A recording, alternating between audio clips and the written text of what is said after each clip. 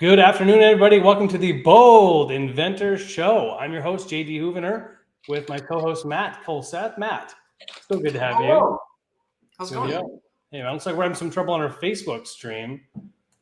Hey, we don't need them. Let's see. Okay, we're for Bold Patents. I'm a patent attorney, and Matt over there is a trademark attorney. We're doing this every week. We're live today across LinkedIn and YouTube. For anyone that's joining us for the first time, we welcome you. Listening to us to after the fact or watching the show, you want to watch us live. We're here every Wednesday at 12 o'clock Pacific at your noon. So 3 o'clock on East Coast.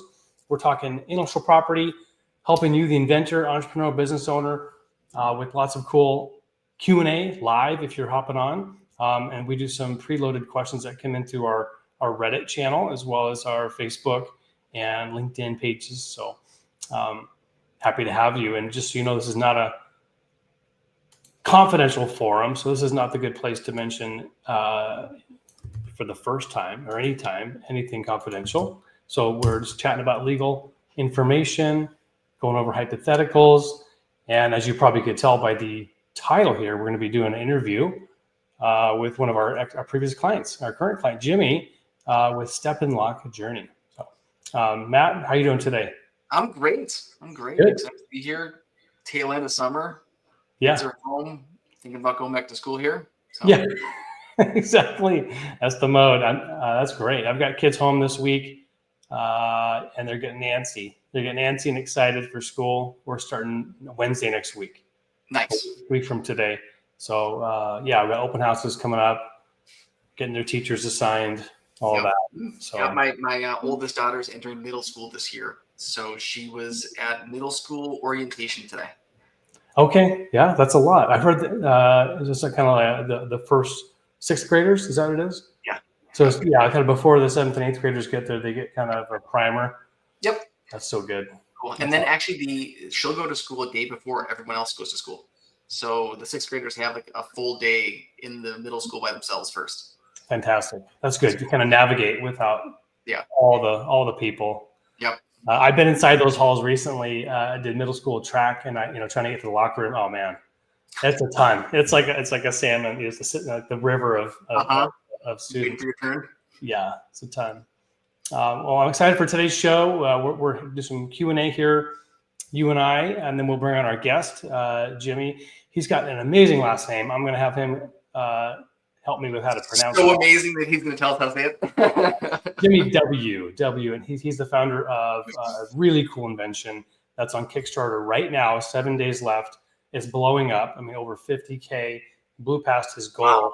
That's awesome. Very cool. He's going to share his journey, of course, which started with us back in 2019, from provisional all the way to where he's now patent granted and now making money with his patent. So looking forward to that conversation.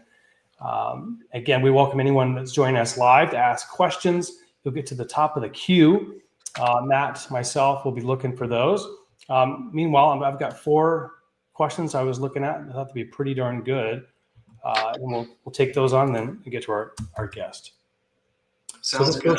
Good. This first one is from Cora. I did look at this question. I wanted to answer it because I don't think we've touched on it in our many years. So let's take a look at this. In patent law, how do lawyers manage conflicts between co-inventors who have different strategies for handling a patent application? I think this is so good. So good. This conversation about co-inventors disagreeing. They can disagree about a lot of things. And so it all comes down to, when it comes to us, is who is the client, right? Who actually engages the law firm. Now, if it's 2 independent, inventors, both, we could actually engage both named inventors and as individuals. And that does put us in this position where, hey, if some point they disagree and they dig in, they can't come to a consensus on how to move forward, the 2 options are we disengage with both parties and they have to both find their own counsel, which is unfortunate. And so what we try to avoid doing that, of course. And we try to get that invention as soon as we file an application to assign it to a company, a business, either simple as LLC or a C Corp. And that way the entity owns the asset, and then we'll have the representation. The client is the company, not the individuals. And that way they'll have their own structure of the company, which can have a revolving door, perhaps, of multiple different faces, owners, CEO, director, managers, doesn't matter. We are going to represent the company. And so anyone that individually wants advice, we have to say, you know what, sorry, you have to go seek separate counsel. And then I wanted to mention one more topic is that it can happen through waivers if two separate co-inventors want to have separate counsel. It's really ugly, very awkward, but inventors can have this on the same invention and have two separate patent attorneys.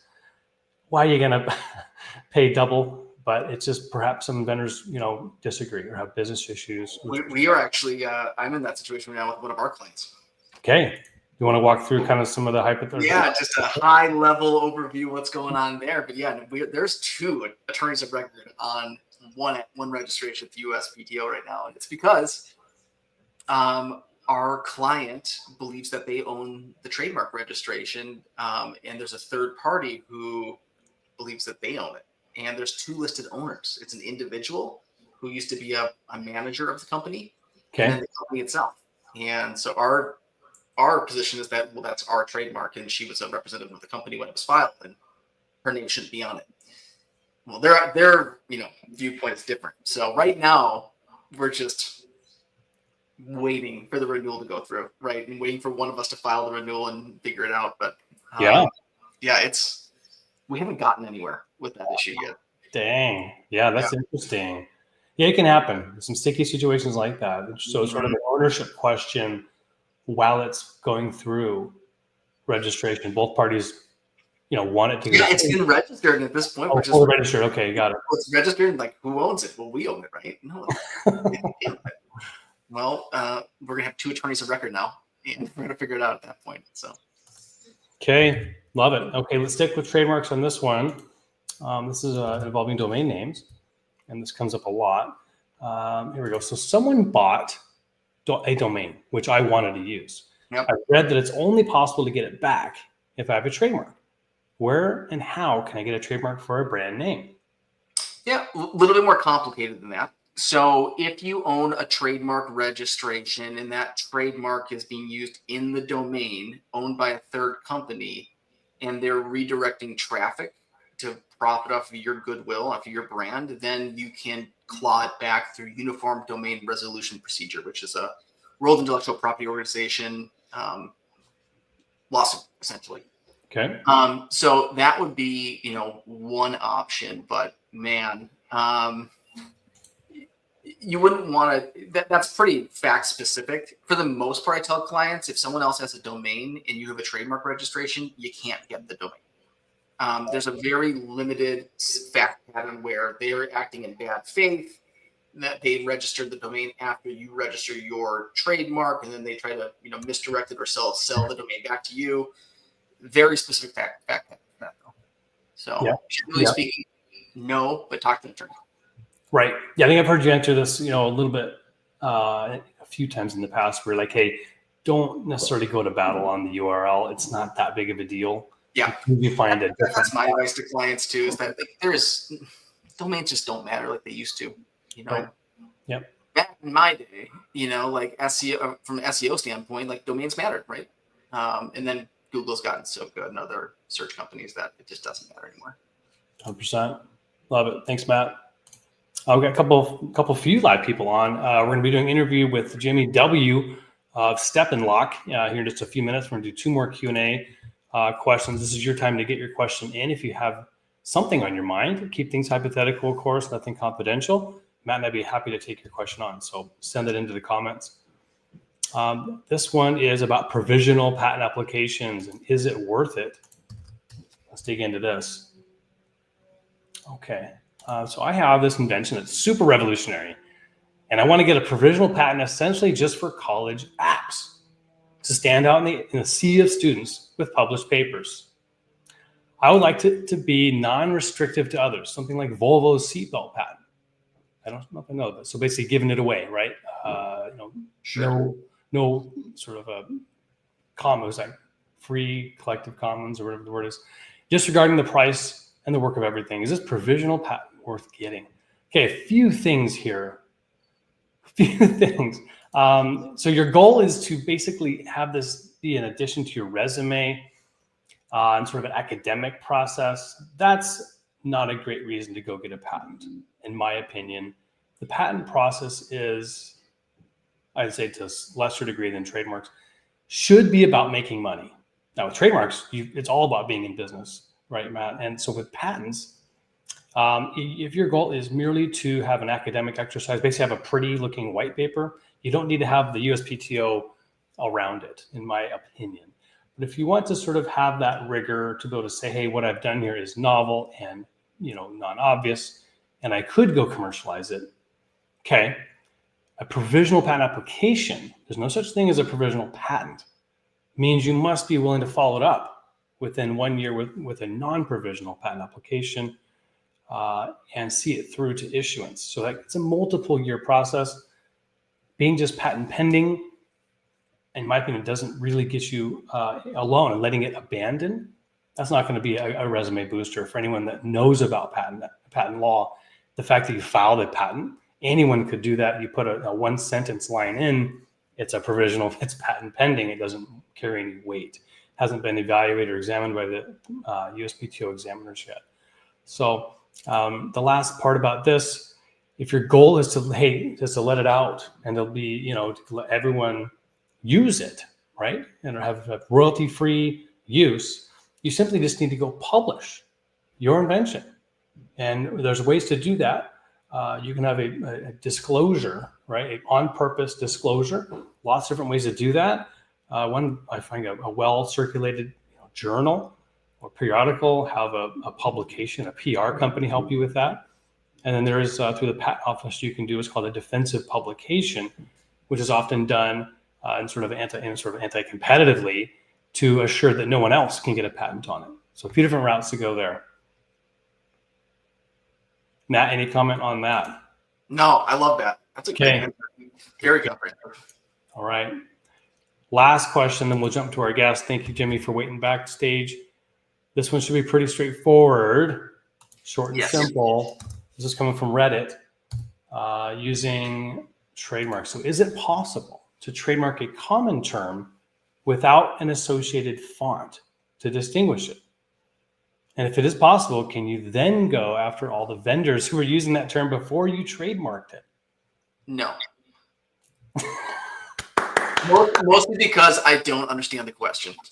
Yeah. What does font have anything to do with registration for a word mark? It can. So this is something, I think there's probably a couple different things going on here. Sometimes folks confuse font as a trademark when it's really a copyright. When people create a font script, right, what they're doing is creating a series of characters or artworks, that are under U.S. copyright law. And so I try to, when people start talking about script and stuff like that, or what font type they're using, it's like, hey, that's a copyright thing. We don't need to go there. Okay. But from a trademark perspective, there are such things as design trademarks where you have a character mark, right? And maybe you have a stylized version of that character mark. Maybe there's such, let's say the word's common, right? The word is common that we're trying to register.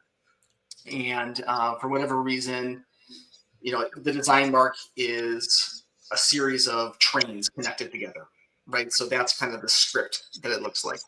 If that's the case, then even the word common is not registerable. The word mark, there might be enough design elements there to register the design without the words themselves.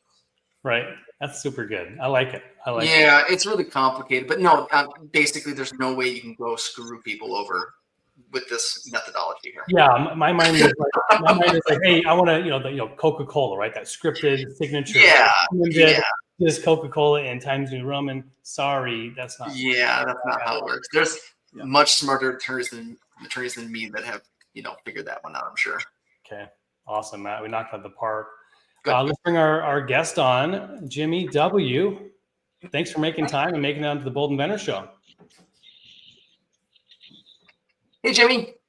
Yeah, thanks for having me. Can you hear me okay? Yes, I think there might be Hey, a bit Matt. of a Hey, delay. JD. Yeah, no, We'll great. work through it. So you're the Yeah, I have inventor to of the apologize. step and I've been trying to tweak my Wi-Fi. For some reason, it's a little off. So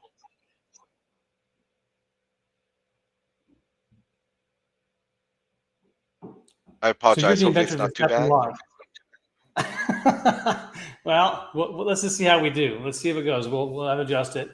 If you can hear me now, give us kind of the journey, what you went through, and I think back to 2019. What you went through in terms of how you came up with this idea, and then how you decided to move through and secure a patent.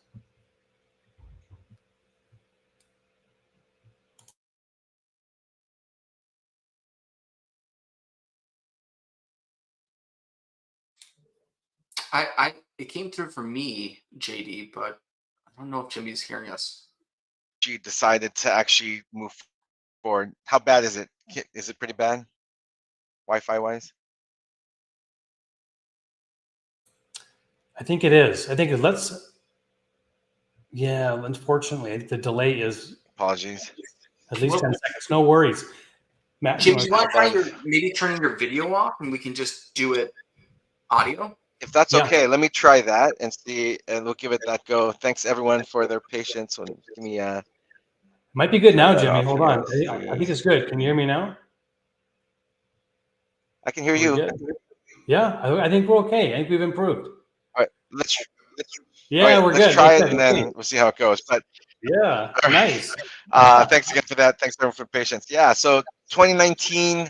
I mean, yeah, the journey really started with my own pain and suffering as I get older.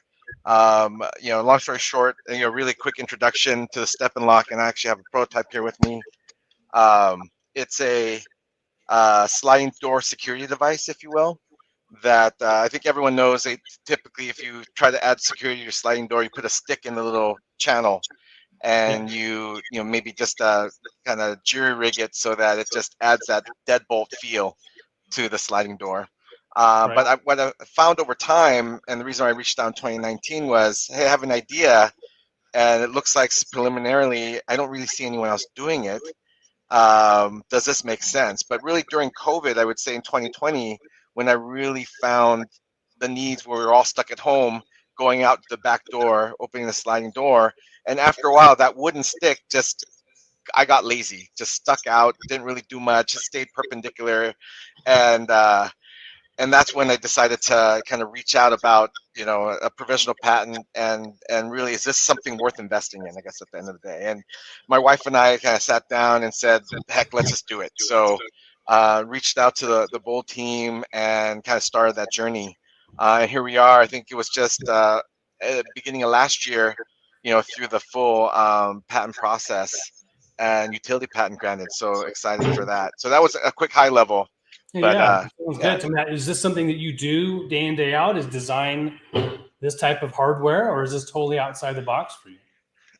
Definitely outside the box. I think in the back of my head, I've always had a interest to do something entrepreneurial, try something. I've been a long time Kickstarter, Shark Tank watcher, if you will. I know you kind of talk through them sometimes, but never really had that idea that I would say I need to go double down on this and do it. So my wife and I, full-time family or have a full-time job. So that's why it really took those 5 years. A lot of stop and go with the patent office and that back and forth, with USPTO office, but then also then with stop and go with family, stop and go with work. But it was a journey, and it was great to have that collaboration partnership to keep that going, because sometimes just validating Jimmy, the audio your is cutting idea. out a little bit right there.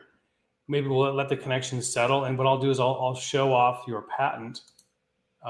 Let's check in a few seconds. Maybe the connection will improve. So this patent was issued just a little over a year ago, but May 2024. And there's that last name. If you can hear me, go ahead and give us a pronunciation on that. Yeah, one Nick Suk Sambat. All right. My parents tell me it's supposed to translate from, it's a Thai last name. It's supposed to translate to wealthy merchant. So if everything goes through, hopefully this will be a success Yes. case of that. But I love it. Absolutely. Well, you sure were persevering. I mean, my goodness, it took you 5 years all the way through yep, COVID. You filed the non-provisional in October, referring back to a provisional filed right in the heart of COVID in October 2020. Um, and so walk us through that. Was it, I mean, why did it take 4 years? I mean, I know, and you can be as honest as you can be here. You know, we'll get back to sharing the patent itself. What was that like? What were some of the ups and downs of that? yeah, I think in a nutshell, I think what the really there, I think there's an option to expedite or not, and honestly, at that point, I didn't feel like expediting it or fix funds. I'm looking back, maybe I should have. Really did, and like I said, life got in the way. So I don't Right. know if I'm still cutting in and out there, but I think you're doing good. Yeah. I hear you most of the way. That's good. Well, I want to show the product. So let's look at it. So the patent itself, who was your patent attorney? There it is. Benita. You work with Benita on Benita, the, yeah, out of Oregon, I believe. So that's right. So this is the drawings. Of course, you know, the patent, the utility patent, you end up owning the utility claims that are written. And that this looks pretty close to actually what you're holding up. yep. How did we do? I mean, did we end up getting a patent on what you're selling? Yeah, I think we're patenting exactly what's being sold. I think like anything, I think we try to have it as general as possible, but there have been other products that claim, if you will, this kind of bar in sliding door. What I think got us over the line was the fact that there's a front roller to the device that kind of provides that frictionless piece. And there really hasn't been anything else that really provided this kind of, because when you unlock it, I mean, the whole purpose of this is this ergonomic thing. You don't have to bend down to add this security to your sliding door. You slide it into the sliding door. And then you step, not having to bend down, you step to actually lock it in place, and you step again to release it and have it slide up the back of the sliding door. And so, yeah, I think it was just that additional rolly piece that made the whole thing approved. I don't know if I'm using the right terminology there, but that's what brought it over the line, if you will. So here's your Kickstarter, and there's actually a video. Maybe I should have started with that. I can't help but notice. So what do you think it is? We can see this here. You can kind of talk us through it if you're able to see. So there it is. Yeah, so I mean, it's great. Okay, go ahead. Exactly. No, I mean, as you kind of called out, I mean, you can see the device being used.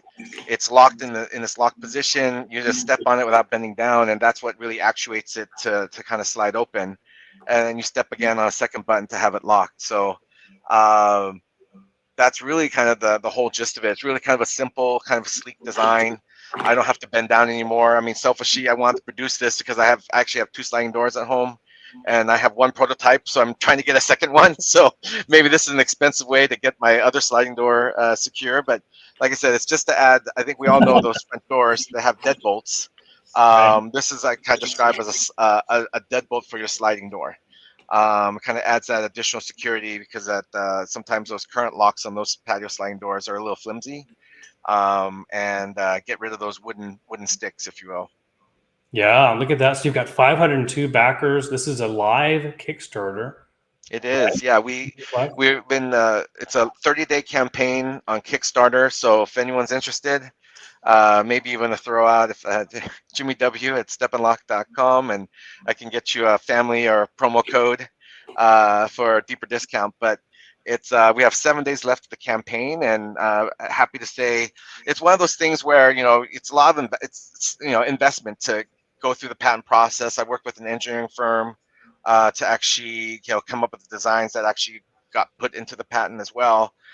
Work with manufacturing and things like that. So it's one of those things where until you actually validate it, through a Kickstarter or other means, you don't know if people are actually going to buy it. People buy 5. In this case, we have 500 backers. So very, very, very excited to actually get enough to run that first production run.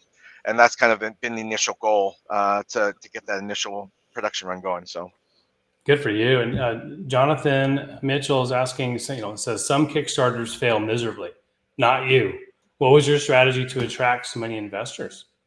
Cool product. Yeah, I think it's one of those things where it does take time, takes investment. I think finding the right partners, Bold being one. I've worked with a few different agencies and did a lot of that stop and go, and taking the 5 years tier 2 is because I know with a provisional patent and before, and I look back, if I could have done something sooner, absolutely right. You can go out and then I didn't have to wait till the patent was done to go and do a Kickstarter.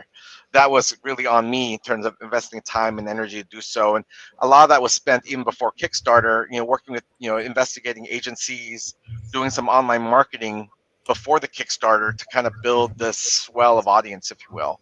And what I found, what's really interesting and helpful, as no surprise, where even with like a $20 day spend on like a Facebook or Meta, Instagram, to kind of gauge people's interest, I was really surprised to see, less than $1 cost per click, and getting people's email addresses that kind of gauge if there's interest in this product. So I think that's kind of built that momentum to then build a swell of customers or audiences to actually invest in something like this. So long answer to a short question there, but thanks for that question. Good. And I haven't been on Kickstarter in a long time. So these backers, are they just buying the product, or are they actually getting some equity in the company? Yeah, Kickstarter is kind of built in the way, no equity, just for clarity. I think at the end of the day, actually it's not being sold, but they're called pledges. They're people that, they're pledging money, and nothing's ever, unfortunately, guaranteed, but with the idea of getting a device. And so there's varying, right now we're at an early bird special for the next 7 days at $99. As I mentioned, reach out to me directly if you're interested in a $79. That was what we launched with on launch day 20 days ago, and so the hope is I can invest, or I will invest over the next 2 months to get a production run going, receive those products in November to ship them out. But those pledges, it can be an optional. Some people might pledge a few dollars, they like your product in Kickstarter, but many of them, a lot of the backers you see should be receiving a product in a few months in time for the holidays. Love it. So they can contact you at jimmyw@stepinlock.com and get that extra discount. Yeah, happy to share a friends and family code. Okay, yeah, good. Absolutely. Good deal. I'll send that over. All right, good deal. Well, thank you, Jimmy. Hope I spelled that right. Step in lock. There's no hyphens on the email. No hyphens on that. Nope. That's a domain, and that's an alternative perspective. I know you mentioned earlier how important are domains. If you can get the right one, those are still very helpful. But again, not a professional opinion. I was happy that this one was available. Totally agree with you. Right, there's a few out there, that I've personally seen owners with that are worth something. I talked to a guy who owned wallstreet.com one time. Like, there you go. Yeah, he had people knocking on his door, Yeah, big money, millions of dollars of money offers. Absolutely. So, pretty cool. Pretty cool. So in terms of trademark, since we're on that topic, step in lock, quite descriptive. Jimmy, where are you at in terms of registering step in lock, or are you thinking about it? Yeah, I've been thinking about it, and then Matt, like I mentioned, we had a conversation a few years ago, and apologies, there's been a long gap between then and now, and then I don't know if you asked for bold honesty. I thought it'd be one of those things where, just file it. It's no problem. It's easy. And then you get this, I just got a response actually timing wise end of last week. No. And here's all the reasons why. So Matt, you'll see maybe I see that. I'm looking at it right now. You're seeing it now. This kind of, hey, I need help. There's probably a couple other competing where even though the domain wasn't locked down, there's other products in other industries or similar that, so hopefully there's something. Well, you guys talk, confidentially about that. You don't need to. Because I'm invested, obviously, to a certain degree. Yeah, we'll talk offline, but there's definitely some opportunities here. Fantastic. Dive in too deep, yeah. Yep. Awesome. Okay, so let's talk about making this. Yep. You built one. Looks like maybe the video is all AI, but it looks like you built the one you held in your hand. What are some of the what hurdles have you cleared? In manufacturing, what hurdles are still yet to be cleared?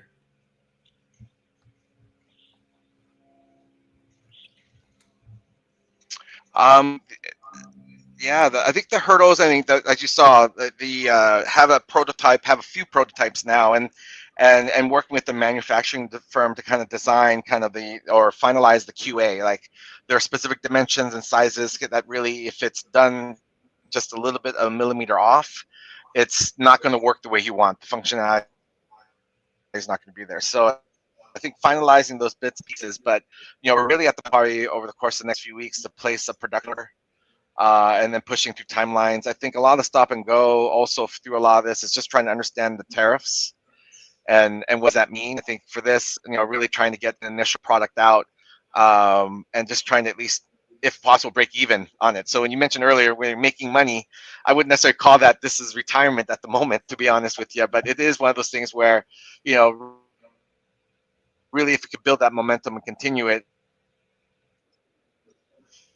just trying to get the product out there, get back. Really the main purpose will come some of the tariffs and moment, bring those out to our backers from the Kickstarter campaign in a few months. Yeah. Well, I think you're being humble. I do think it's impressive to have strangers giving you money for your product. So I would say you've definitely reached the success, but yeah, there's definitely levels there. And I think you're smart to keep momentum moving. So are you doing this all on your own? Do you have a team behind you? I know you've got your co-inventor, your wife, but tell us about what the Step and Lock team looks like.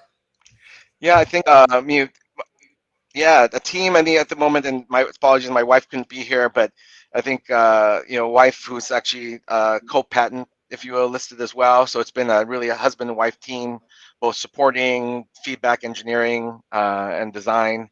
Work with the engineering firms. Actually, it was through her that you and I started working together 5 or 6 years ago on this. So thankful to her for connecting us in this way. Yeah. And then and the kids helping with the testing. Honestly, they're playing with it. Kids being kids. Is this a And then I think you kind of can't do it on your own. Although there's been a lot of late nights up until the campaign launch and even now to keep it going. But building that team around you through different agencies, finding other partners, just leverage just different kind of line and other things. Upwork. I don't know if I can list other, but other partners to find, if you will, just some of the cost efficient. Got it. Jimmy, audio's cutting out just a little bit. I wish we could get a little bit more clear. Maybe we'll have to do it again. Hopefully that came through. Most of it did. Let's wrap up with one final question. Well, maybe two. Okay, first one, you raised, your goal was $5,000. You have $55,000. What are you going to spend that money on?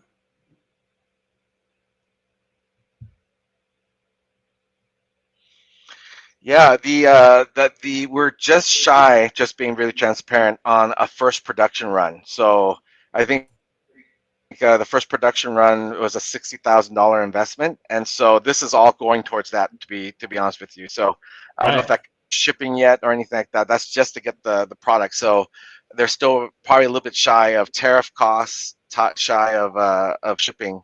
So a little bit more I probably need to do on the side to get it over the line, but yeah, that's where that money's going for. Got it. Sounds good. Well, congratulations. I'd like to get your, looking back, where you've kind of climbed this mountain, I'll say, in getting, securing patent rights, beginning to commercialize your product.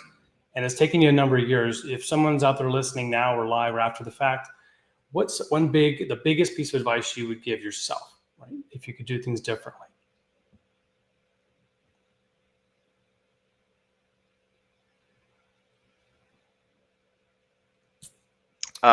Doing things differently. I think I wish, I guess, knowing what you know now. I mean, the hard part is keeping the energy going through the whole process. Yep. And so there was a lot of just doubts, like, is this really commercially viable? Do people really want this? So unfortunately, the result, knowing now that people do want it, enough of like 500 backers, and that's just off the last few months. I wish I would have tested that earlier with, the provisional patent potentially, and just, saying, patent pending and that type of thing. I think that would have been something I would have done, even, I guess at least in the last year or two earlier than where I am now. But, neither here or there, because that clock is ticking, as we know, it's around how long that patent's good for. So I've eked out some of the few years, I've lost some of the few years, but, hopefully the time with family was good. The second thing I'd say is probably reconnect with Matt on your team earlier than after the fact, but I'm sure there's some work that we could do there from a patent and obviously trademark process. So looking forward to those continued discussions. Great advice. What's that, Matt? We'll get the trademark sorted. Yeah, we will. We will. Keeping the energy alive. I like that message a lot. And I think energy, Sure. I'm also hearing the word confidence, keeping confidence and motivation through to get it done, because it takes that burning fire. You've got to have it in you. In this case, you hung in there. But I like that idea of, hey, you know what? Let's test this out. Let's validate. Let's get some confirmation that this is working and viable, as you said. So I like that recommendation a lot. So we're going to wrap up the interview. Jimmy, thank you for being a guest on our Bold Inventor Show. We'll have to have you back to hear how the Kickstarter went, how your first production run went, and best to you, and step in line. Absolutely. Thanks for the time here. Sorry for some of the audio visual delays, but I really appreciate your team and everything that helped me get to this point. Bold is part of that village with me. So I encourage everyone, and keep it up. So love Thanks, that. Jimmy. Thank you. Thanks, Jimmy. All right. Oops. Here we go. Hey, Matt. All right. Well, audio was pretty good. We had a good interview. That's pretty awesome. I'm glad you're going to be able to help him out on the trademark side. Yeah. Appreciate that. I think we're going to wrap it up today. Any final thoughts or things you want to mention, Matt? No, other than the fact that the USPTO canceled 50,000 Chinese trademarks. Ooh, ouch. Yep. For them, but good for us. Good What does for that us. mean? What does that mean? I mean, 50,000 trademarks is a lot of trademarks, but it's a drop in the bucket in the grand scheme of things, considering, 15,000 trademarks are filed every week in the United States. So, yeah, it's a great start, though. There's a lot of illegitimate trademarks out there from China dumping trademarks in the United States. And the United States Patent Trademark Office is finally doing something about it. So let's get specific. So, I mean, illegitimate. Give me an example of an illegitimate filing. So there was a series of companies in China who were basically inundating the United States with trademark applications using U.S. counsel, but not really using U.S. counsel. So they would go through U.S. counsel, but these attorneys in the United States were not actually acting as attorney of record, which is a requirement, right? If you're going to be attorney of record, you have to act as attorney of record. And these folks were just rubber stamping everything that came across their desk. So kind of two parties at fault. Yeah. In a lot of these cases, shame on you, attorney here in the U.S., and obviously not doing their diligence. And then, of course, the bad actor overseas, urging, pushing, asking for it. So the 50K is a big number. It obviously sounds like it sends a message that, hey, we're done and we're monitoring this. Hopefully it'll free up, the office to do more. Yeah, but I mean, if the whole goal, at least, from conjecture, if the whole goal of, the Chinese government of putting all these applications in the United States was to gum up the works, mission accomplished, because it worked. Yeah, slowed it down to basically be the same as it was for patents, and let's hopefully make sure that both of those will go faster. Yeah. Here in the future. So we're still waiting for a director to be named at the USPTO, I believe. I haven't heard anything about that recently. Yeah. So good deal. I'm still waiting for the president to call me. Exactly. That'd be fun. Absolutely. So that's going to do it here for the Bold Inventor Show. Jonathan, thanks for hopping on, being part of our show. Anybody else who didn't get a chance to, you're welcome to ask a question. Next week, we'll be live here on the Bold Inventor Show on YouTube, Facebook, and LinkedIn at 12 o'clock noon. For Matt, myself, and Bold Patents, wishing you guys an awesome day. Go big, go bold.